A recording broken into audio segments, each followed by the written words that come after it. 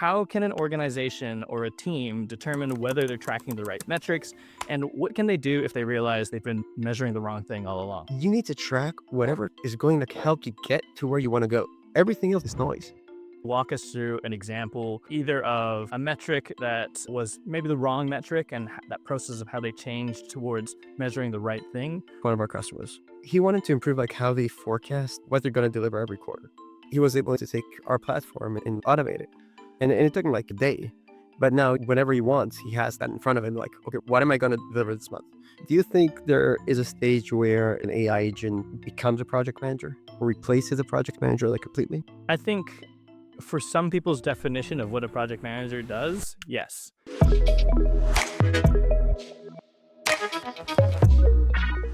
Today, we are talking about how traditional views of measuring project success are being challenged and why AI-powered KPI management tools might be your only fighting chance to keep pace with the growing list of variables that could make or break your project's outcomes. With me today is Lior Gerson, co-founder and CEO of TargetBoard.ai.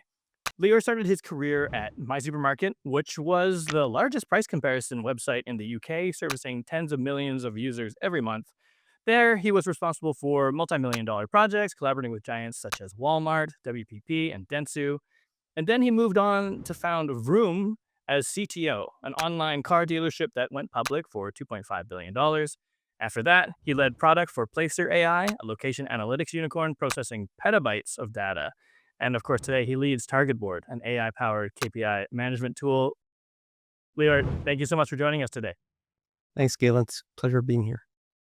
I'm really excited to talk to you because you are someone who's incredibly deep in the world of KPIs and making data-informed decisions towards success. And honestly, I hope this conversation goes places that I hadn't planned, but here's the roadmap that I've sketched out for us today. So to start us off, I wanted to get one big burning question out of the way, the hot question that everyone wants to know. But after that, I'd like to zoom out from that and talk about three things. First, I wanted to talk about culture mismatch around KPIs and how to translate metrics across different levels of an organization. Then I'd like to talk about how project KPIs are changing and where you see them going. And lastly, I thought maybe we could zero in on some practical ways that businesses and project teams can get started on leveraging AI-enhanced KPI tracking and how that might impact their workflows for better or for worse. How does that sound to you? Sounds great. I think All it's right. going to be a fascinating discussion. Awesome. Me too. All right, here's the hot question.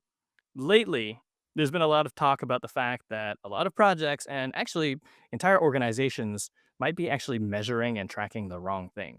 So for projects, I've seen a lot of discourse challenging everything from the formerly sacred iron triangle of scope, schedule, and budget, all the way to agile metrics like velocity.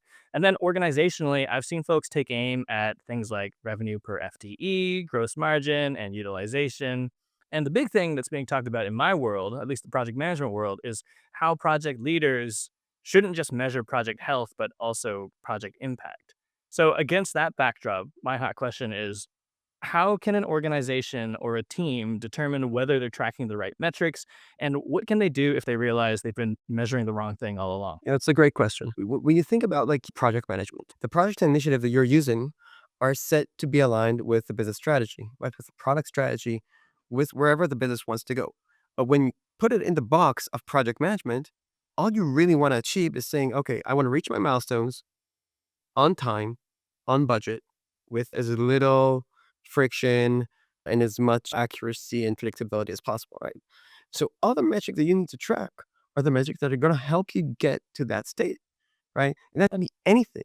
It could be, how fast tasks are moving, where things were blocked, vacation days, how people are using AI. So you can track anything as long as it keeps you in that box of what you're actually trying to achieve. But if you're not tracking the things that are going to help you reach that, you're tracking the wrong things. I like that perspective because I think we tend to gravitate towards the right things to measure. I even said it in the question, what is the right thing to measure? You're saying actually, whatever the thing is that helps move you forward is the right thing to measure, even if it's way different than what that other team is doing, even if it's way different than what you did at that other organization.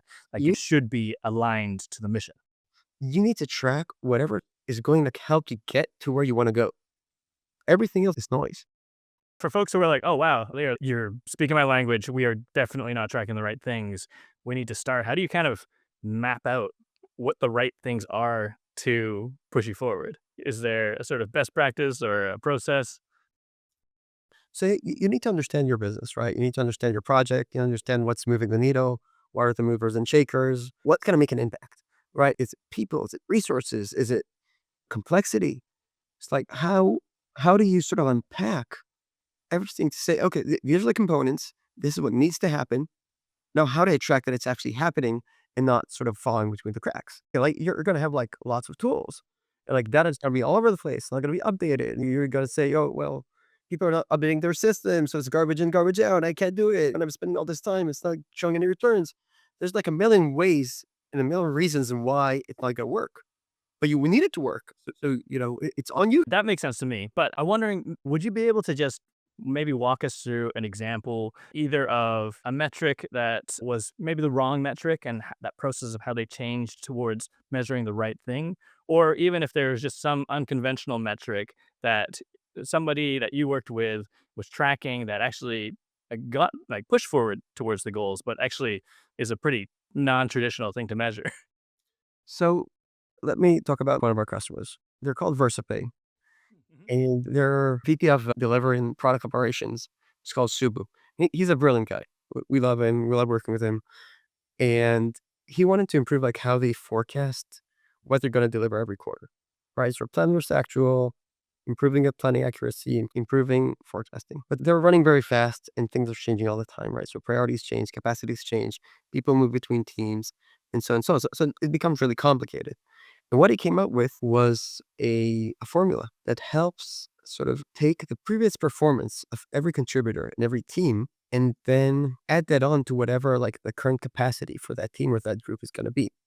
And instead of having to sort of crunch all that data in Excel, which takes a lot of time, you have to bring in like data about vacation days and the tasks and priorities and lots and lots of stuff. And doing it in Excel. So he was able to take our platform and automate it. And it took him Oh, cool. like a day. But now, yeah, whenever he wants, he has like that in front of him. Like, okay, what am I going to deliver this month? So like the CEO or the CPO comes in and say, hey, I need to shift priority. Something else comes with most products, and he has it like that on what's actually going to change and how it's actually impacting all the initiatives that they're trying to push. I thought it was brilliant. I think it's brilliant too. Taking data, putting it in the right context to tell the story Mhm. that he needs to tell. Mhm. And you know what? Because like I was just at an agile conference and I mentioned velocity earlier, right? And everyone's kind of like, yeah, it's a poor measure of impact. And sometimes it's just a poor measure because in a lot of agile teams, you're meant to have a dedicated team, the resource full time. And people I talk to, they're like, that never happens. People are to your point, they're going on vacation, they're getting pulled away to other projects. So you look at this velocity metric and it's going like up and down. And you're trying to plan ahead and you're like, what is going on? It's like it's not a very good metric, and I would say most people probably wouldn't either. They either wouldn't think to have an aggregate metric that is based on dynamic data, or they wouldn't know how to build it, right? But I think that makes a lot of sense to like. It's almost like this notion of like real time resourcing, where it's like, okay, well, this person's going to be away. We should expect this dip in this metric about our output, about our performance, about our impact, whatever it is. It's actually grabbing data from other places, not just trying to have like the one measure, the one metric to rule them all. I mean, it does function as that, but it's an aggregate metric. Actually, I think that's really cool. It's interesting you bring this up, right? But think about like how data propagates across the business. So that person goes away, right? It takes time until people know their way, right? Like his manager's gonna know their way, but until that propagates to the right person who has like the understanding of how it's gonna impact the project timelines and what secondary or tertiary effects it's gonna have, Mhm, it's gonna take days or weeks, mhm. right? So that's time you're not getting back, right? You add more resources, you're just gonna extend the timeline. Well, like it's gonna make it shorter, but they have that learning curve. So the faster you're able to get that information across your organization, getting it to the right people, it's massive impact. It's compounding interests. Mhm. That lag is like so real. Like in our community, there's always a lot of conversation about like, well, I wish someone had told me that my lead dev was going to be going on holiday for 3 weeks. And then like, even that lag, like I see it in my role all the time, where it's like, you get the like ADP like vacation request, and you go in there, and like there's a process and a flow and bottlenecking that happens before anyone even knows that that person's vacation is approved. A little less what like date that is, but I like that that kinda streams it in. So, like, Yeah, if vacation is easy. Think about you're working remote, you're on Zoom, and somebody's gone. just gone. Hmm. They're let go. Nobody told you they'll be let go. Yeah. And Okay. I so see. like 2 weeks in, he's not answering my calls. I'm like, well, what's up? Oh, he's not here yet. He's not here anymore. We're hearing a lot about that too in the community, right? Just like reductions in force without the communication around it. Yeah. And then what? This is a bit of a side quest, but can you at a high level like walk me through what that integration looks like? Because I'm picturing myself opening Excel and being like, okay, I need to like Zapier or make or like do some kind of transformation of data and like have it like paste into a sheet and I have to write a formula and all that. Would I still have to do that in Target Board or like is integration a little bit more, I don't know, hands free? Hands free might not be the right word, but less labor intensive. So Target works in a very different way from any other system that exists there. We connect to your source data, your source system, and we automatically build all the metrics and all the KPIs that are relevant for whatever you need to do. Right? And we use AI to generate them, but it doesn't matter if you're looking at metrics for how your capacity changes, how your velocity changes, how the quality changes. If you're looking at one project, multiple projects, it doesn't matter how you work. You don't have to change anything about how you work. We automatically learn how you work your systems. And we're able to, and doesn't matter if you're using Monday or using Jira or anything else, right? And then all your metrics, all your reports, all your insights are automatically generated, right? And you can then customize. It's like DIY customization, or you can do it with a team. But you'll get the exact metrics and the exact way of tracking everything that you want at like zero effort. Like it's like day one, you're up and running, fully confident that the data you need is there and it's accurate, and you don't need to worry about Excels anymore. Like, by the way, if you do use Excels for like manual tracking and that's like your source of truth, that's fine. We'll connect with Excel, pull it in also. But you don't need to update anymore, right? You don't need I love that. to explain how things are. How did you measure this? Like, what is this based on? Like all these questions that they're answered in the platform. Like Mhm. so, like you share it like with your executive, with your C level, they'll have the answers of how things are measured, where they're coming from, where it's going, what's the way it is, like what's moving the needle. You don't have a situation of you're sitting in that meeting and you're getting asked a hard question and you don't have the answers. You have to, Mhm. let's say, let me get back to you. And let me get back to you is like the worst thing to ever say. It's like, I don't know. I'm sorry, I didn't come prepared. I don't know. I didn't learn. I didn't study for this test. And so it's all there. It's like one click, and now you're like the follow up is there. Like, as well as, like, the human error component, like, I do track a bunch of stuff in a spreadsheet. There was an incident where I was tracking page views in Google Analytics 4, and someone was putting in, like, users. So we had this discrepancy of, like, we thought we were measuring the same thing, but actually we had 2 different data sources. I was messing it up. But anyways, like, that notion of, like, somebody might have a different interpretation of where that data comes from to measure that metric versus I like the idea that, like, okay, it's pulling directly from a source of truth. Oh, and by the way, like it generated some of the metrics using AI based on what the requirements are to like be like, you should probably measure this. And that gets sort of defined and integrated because I've been in a lot of conversations where we can't quite decide on what the right metric of success is, partly because we don't know what we can measure, right? We're pulling from our deck of cards that only has 4 options. And we're like, okay, which one of these four? Whereas it could be a lot of different things to your earlier point. It's so common. Listen, I worked at a company, and when I came in, Google Analytics was tracking like 100,000 visits per month, like B2B company. And I said, where's this coming from? It looks weird. And I was leading product there. And it turns out that the website was actually getting 10,000 visits, like 10%. And the other 90% were like key automation bots. Hmm, And the business doesn't know. right. Now, Yep. the fact that the business doesn't know also means that when you find this, you have to explain it, right? So the CMO has to go and explain, "Hey, by the way, you know how I reported my CAC and everything for the last year? But by the way, I like 90% off." Not a fun conversation.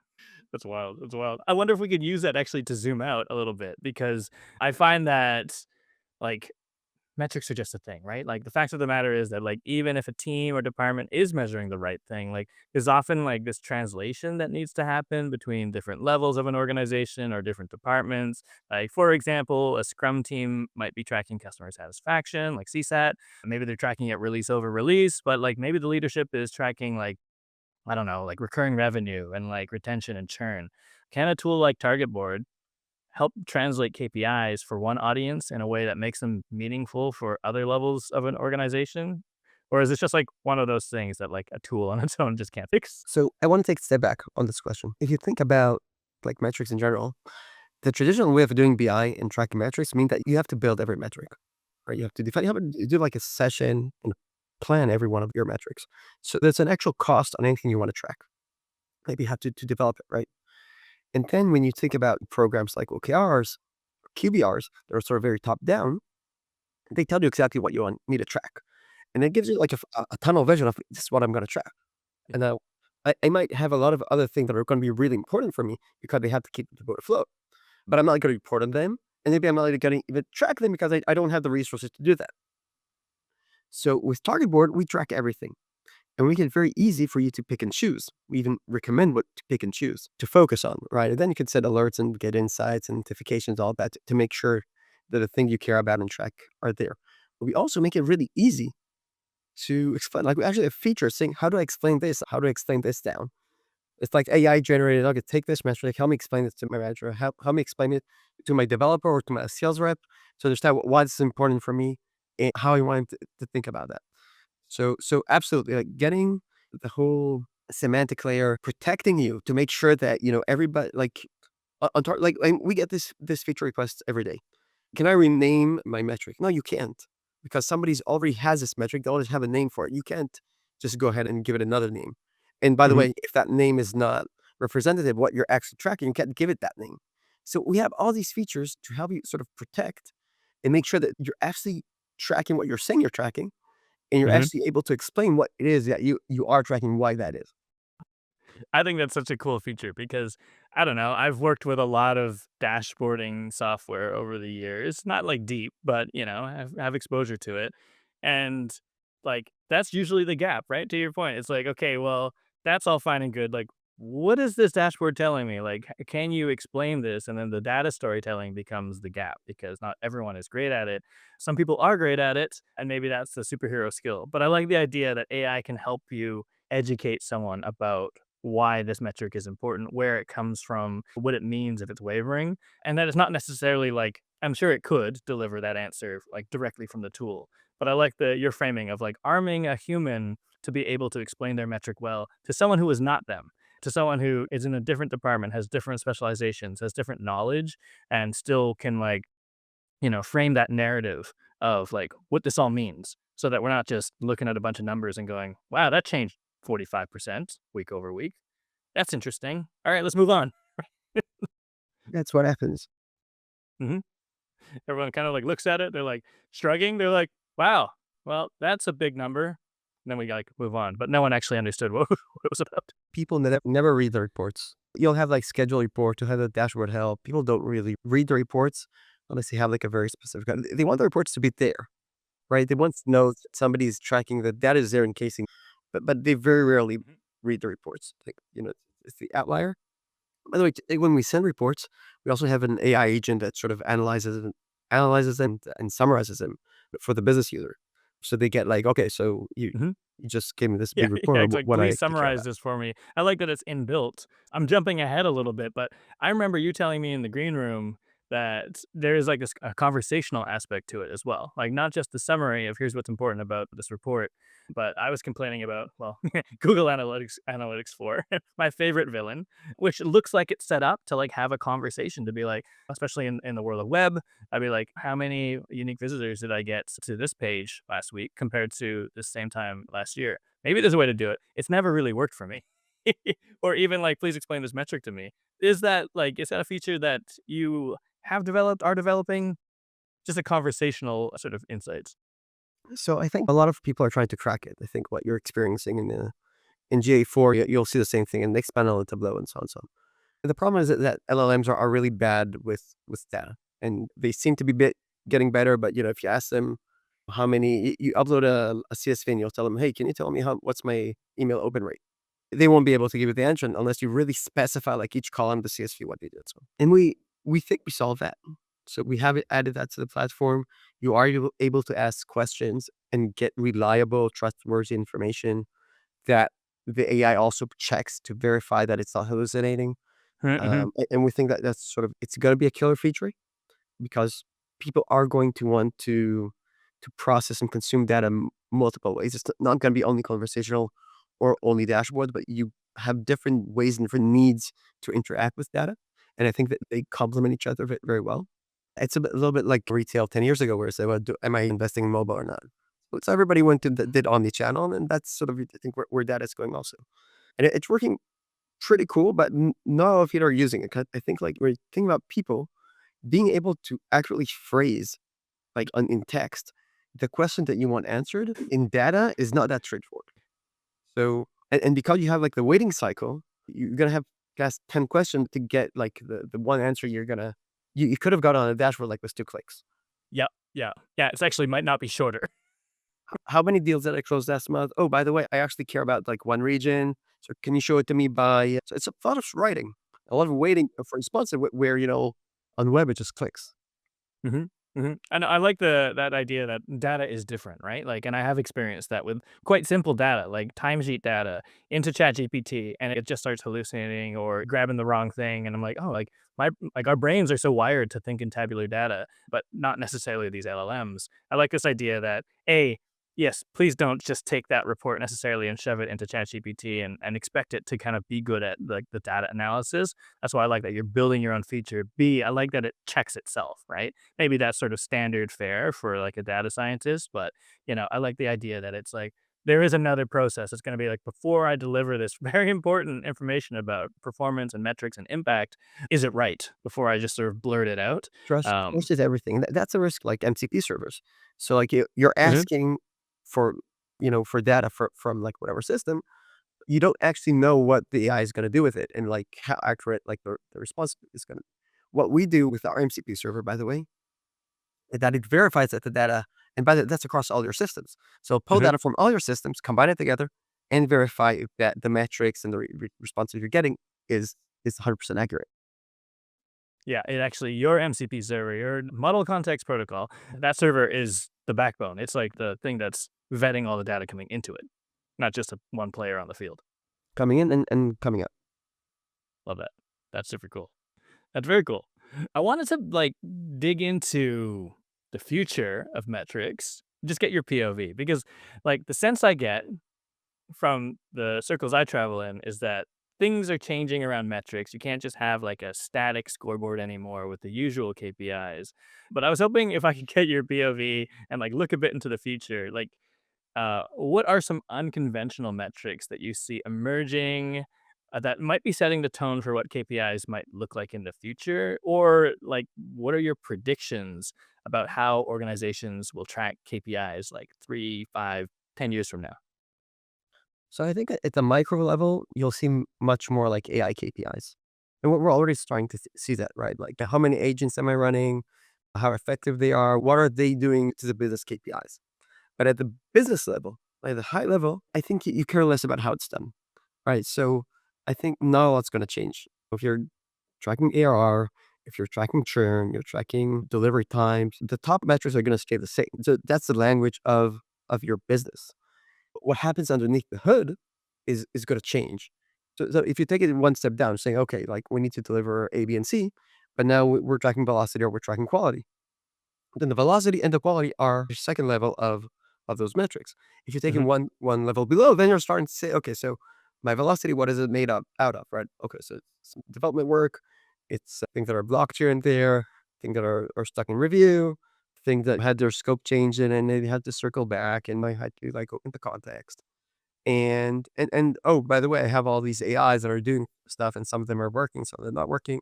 And now I have to spend time and research figuring out like why GPT-5 is not giving me the same results that I was expecting to before. So, that it's that level of like the nitty-gritty details of what's moving the needle behind the scenes.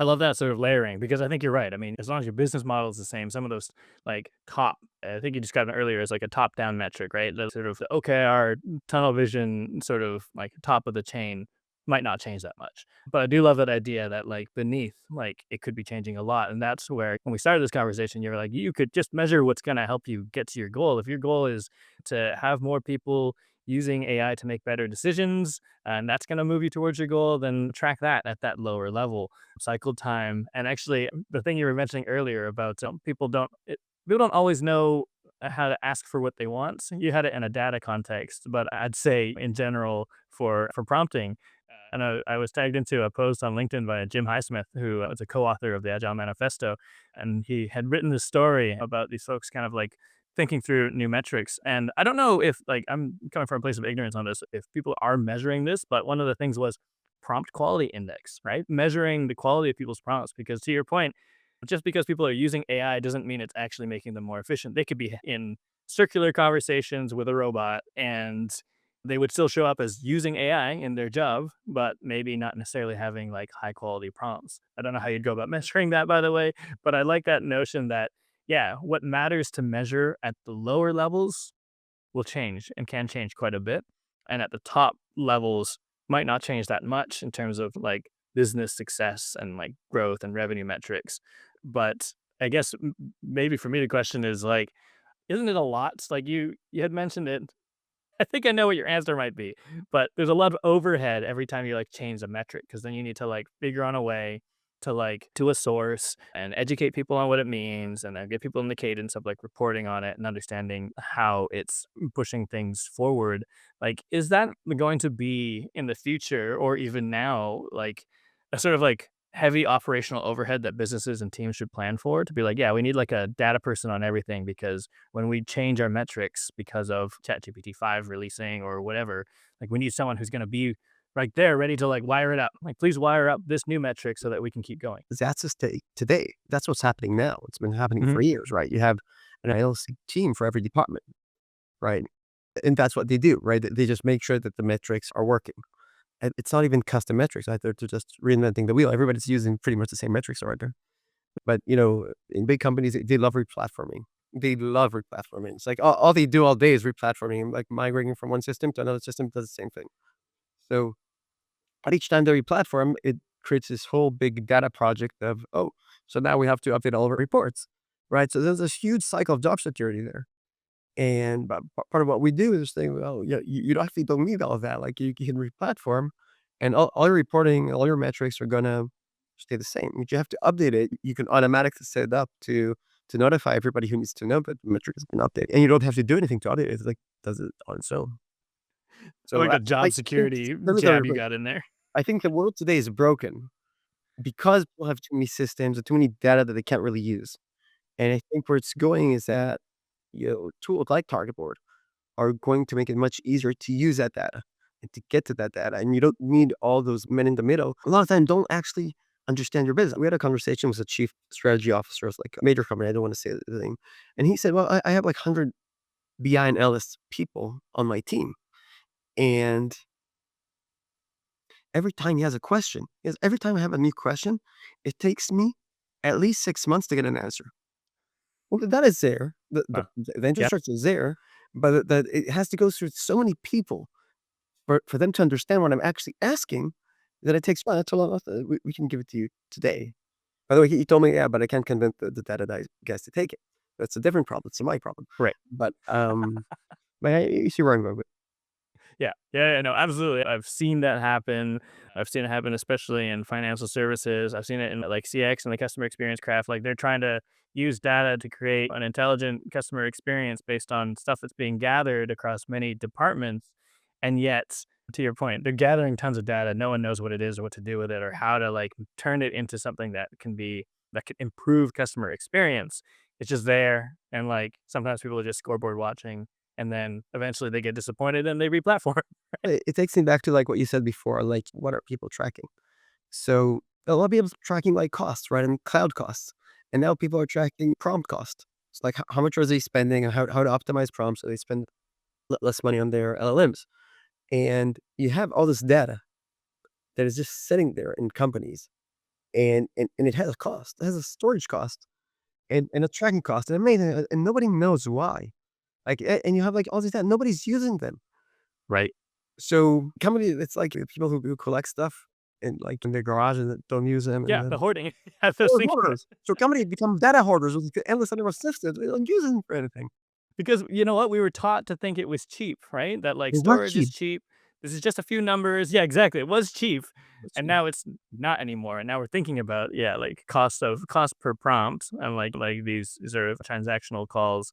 and also the storage because it's more complex now. And also, we've been accruing it for decades. It's not doing anything with it. Yeah, I can relate to that. I'm a pack rat as well. I try not to delete pretty much anything. So thank you, Cloud, for making that a reality that I could do that. But also to your point, even with some of that stuff, like I'm not doing anything with it. It comforts me that it's there. Yeah, It's just way maybe you'll different. need it. Maybe in 10 years you'll need it. Yep. Yeah, yeah, yeah. That's exactly right. That's amazing. Listen, I had it here to ask you sort of about Target Board and your positioning as an AI-enhanced KPI tool. You've already kind of walked us through like some of the AI-driven features. There's the sort of suggestions, AI-driven suggestions of metrics. There is sort of insights summaries, I guess, from a data perspective.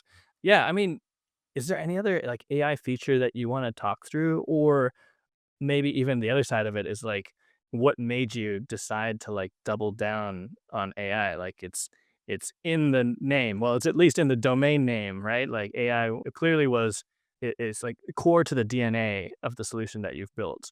What are you most proud of about it, and where do you see it going? So I think it's a complicated question, right?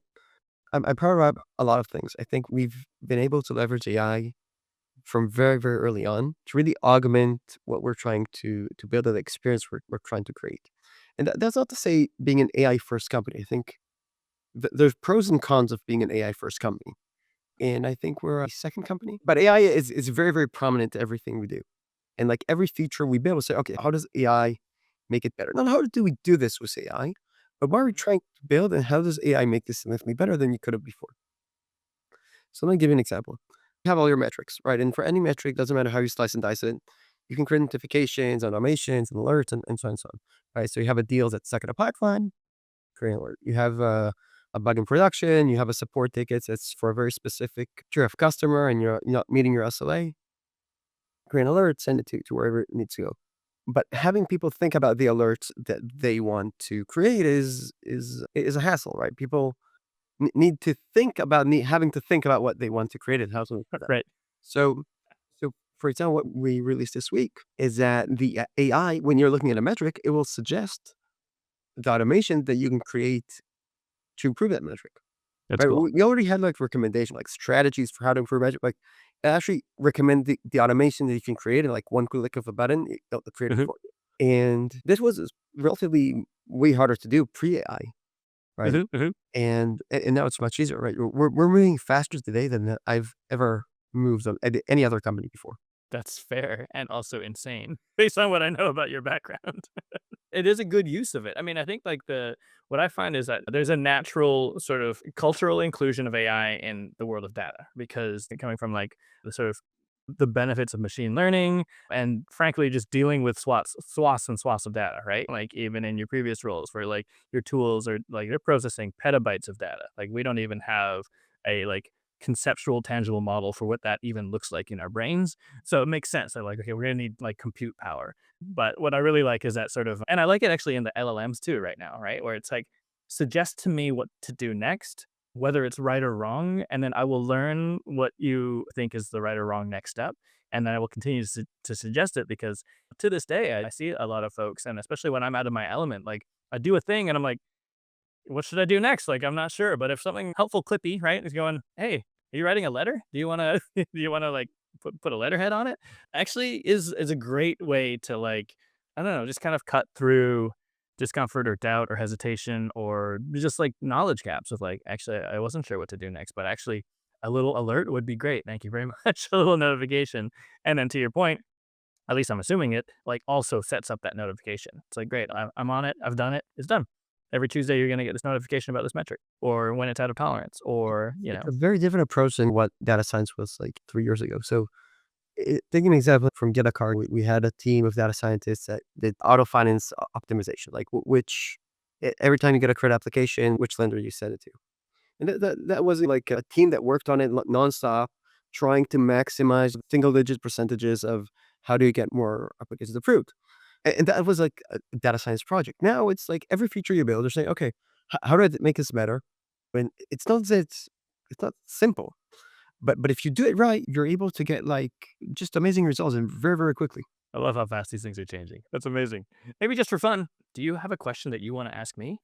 What are the most impactful trends that you're seeing as project management today? Ah, that's a good one. I think the biggest one is actually the one I started out with, which is notion that project managers are not just iron triangle people trying to deliver projects on time, on budget, within scope. This sort of like this revelation that actually we can be more strategic, but we need to know more. We need to know more. We need to do more. And we were already doing a lot. And now we feel like we have to be sort of strategists or like delivery strategists. Like there's the onus is on us to understand the business more. And then there's this mysterious question of like, cool, like I'm accountable in some way for impact, but I'm not necessarily involved in measuring that impact. In a lot of cases, we lead a project and then we move on, right? It launches and we go away onto the next thing, off into the sunset. And now there's this big mindset shift of like, okay, well, actually, we are, value delivery specialists. We actually are meant to create the value. Like, it doesn't, even if that means the plan was wrong and we had to change it, even if it means the scope was wrong, we had to change it along the way, even if it means battling personalities in the boardrooms or in the dev pit, like there's a much more strategic component to it. I think we're still trying to figure it out, but then I think it dovetails very nicely for now with like the our adoption of AI, where right now it's kind of like helping out, helping us be more efficient, shorten our workflows, create a bit more speed, but fundamentally help out with some of the stuff that we got bogged down with. A lot of project managers are like, I'm too busy to then also be a strategic partner for my stakeholders. And now there's this sort of rise that where it's like, okay, well, what are you doing? Well, okay, yeah, like all my status reports, like, oh, I've got to update the dashboard. I've got to go into Excel and update that spreadsheet. It's like, cool, you don't have to do that anymore because we can set up agents for that. We can look to AI for solutions. And then the next thing is like, okay, but like now, what do I do at that time? How can I then learn the skills to be a bit more of a leader, a strategic leader in the delivery of value? I think that's an interesting trend in my world that I think intersects with a lot of this because we want to, and in a perfect world, we spend more of our time asking ourselves the question, are we doing the right thing to achieve the mission and have the impact? And that's like almost exactly where you started about how do we know that we're measuring the right thing? You're measuring the right thing if it's helping you move forward. And I think that's kind of like an interesting aspect of project management and project leadership today. Very cool. I'm gonna ask you another question. Yeah, go for Um, it. it's a hard one. I know what I think, but I wanna hear what you think. So we've been talking about AI and talking about how AI can help project managers automate and become more efficient, so on and so on. Do you think there is a stage where, like, an AI agent becomes a project manager or replaces a project manager, like, completely? I think for some people's definition of what a project manager does, yes, because there is this sort of level of, oh, project managers are just administrators. They're taking notes, doing meeting minutes, they're following up with action items, they are measuring an estimate against an actual, how long it actually took to do. All that stuff, yeah, definitely, I think is almost easily replaced by AI. And I think the parts that are not are like the human to human decision making. Like, I think for a while at least, some of the big decisions, right? Replatforming decisions, risks around implementation, I think will be conversations between humans. And that's why I really like your data storytelling feature because it's not like, oh, it'll be like a little circle with a question mark in it, and like the executive can just click it and it goes, this metric is this. Instead, you're arming the person who owns that metric to tell the story about it. And I think that is the like decision making layer in projects and in business that I think will continue to stay the same. Like humans making their case, battling things out, convincing one another, persuading one another to make good decisions, and maybe think a little bit outside the box and think about things that maybe haven't been done yet and those sort of innovative thoughts. And I think that comes from humans interacting with one another. Not to say that AI won't or isn't innovative. Like I think it can create ideas that most of its users haven't thought of yet. But fundamentally, I think it's still remixing, and I think fundamentally we still treat it as a helper, not someone who's gonna like make a decision for us. That's changing, but I think for now, I I think agree with you. it's the I completely agree with you. I think the human element is good. key, and it also what makes a difference between, like, a good project manager and a bad one. It's CEOs telling people, "Oh, yeah, we can't afford a project manager. Do that on the side. Like, yeah, you manage this Mhm, project." mhm, mhm. And then, like, it doesn't work. It doesn't work because it's a profession. Yeah. Can't do Yep. it on the side. Absolutely. Absolutely. Yeah, I like that. I like the idea that it's like it might not replace all project managers, but it will probably replace the bad ones. It's true for everything. I'm gonna go to questions from the audience. If we got folks live, and then just so folks know in the audience, I then will wrap it at the end with my little outro, just for the recording. But I like Karen's question here, which is, what does Target Board aim to eliminate in our jobs? But like not just PM's jobs, but like anyone's job. Nothing. Well, that's not true. So we take away the data hassle. So if you think about like all the other work you have to do around data, collecting data, processing data, polishing it, breaking your teeth around like understanding and how to explain it. So we're gonna make it way, way, way, way easier for you to the point where you don't have to think about your data. It's there, and you can then sort of leverage it any way you want. I like that. I feel like I saw another question earlier. I don't know if it was a question for Lior or not, but like when we were talking about the sort of the cost of like tools, the question was, is it storage that's costly, or is it also electricity that's getting too expensive to maintain costs around? I bet you probably have a lot of insight into that with your business. So the point is, storage is not very costly, but you take everything around storage, right? So bring the data in, processing it, maintaining it, making sure that it's sort of solid and it's consistent and all of that.